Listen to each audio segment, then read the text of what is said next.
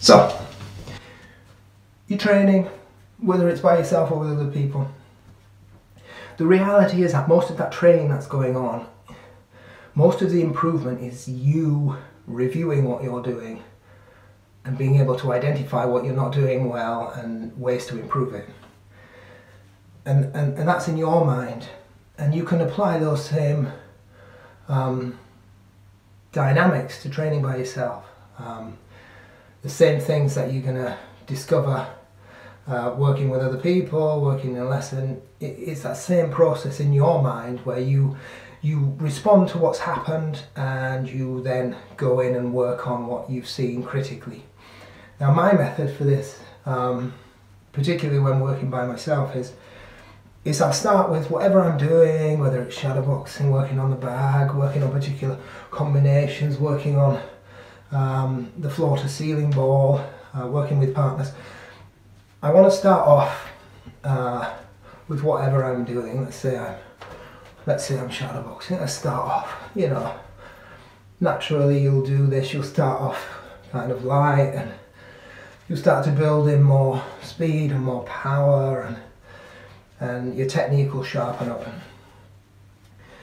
What I want to do is, once I've got warmed into something, I want to start being critical about what I'm doing, but from different dimensions. So if I'm shadowboxing, but when I'm throwing the left jab, I'm going to start thinking to myself now, consciously, footwork, what's my footwork doing? I need my footwork to be doing the things I need. It needs to be getting me in and getting me out, moving me off, giving me exit strategies, so on. So I focus on footwork. So I carry on doing what I'm doing, I focus on footwork. Then I might focus on defence. Is my defence as tight as it should be? Then I focus on defence. So now I've got the footwork, I've got the defence. Now I'm starting to sharpen up footwork and defence as well. And I'm thinking, am I getting enough power?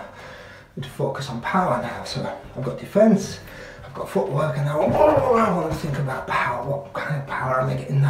The right leverage? Am I getting enough delivery from the hips? Those kind of things. Then when I've done that, I think about something like speed. Am I getting enough speed from this? I get as much speed as I've got. So now I focus on speed. I've got to remember all the other things I've pulled in now. Now, if I try and do all those things and say, do it better, that's hard. When I start to focus on, do it more powerfully, do it faster, do it with tighter defence, do it with better footwork. Now that's constructive because I can do those things. I can focus on those particular themes, and when I focus on them one after the other, then I start to be able to pull them all in a practical way. So by the time I'm done, I've got all of these themes that I focused on critically, head movement, power, speed, footwork, exit strategies, everything. By the time I'm done, everything I'm doing is much better. I've got there eventually, maybe, or I'm just developing more and more bad habits, but having this critical way of looking at what you're doing, being able to break that down into themes,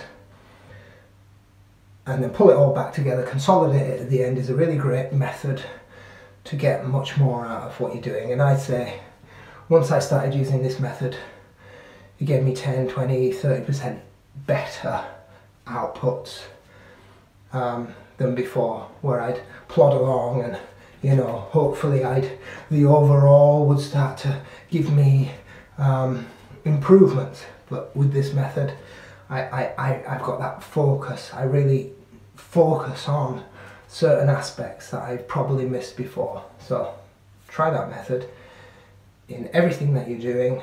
Focus critically, constructively on the different themes of what you're doing, and then pull them all together at the end. Consolidate. You can do this with anything. You can do this with running. What's my stride length, what's my cadence, how high am I lifting my knees, am I getting good push off from my feet, are my arms really working for me, what's my breathing doing? Any activity, not just physical, mental too, going through things you've written from different perspectives, it's all the same thing. It's very difficult to just improve upon something without a method of breaking down what it is you're trying to improve upon.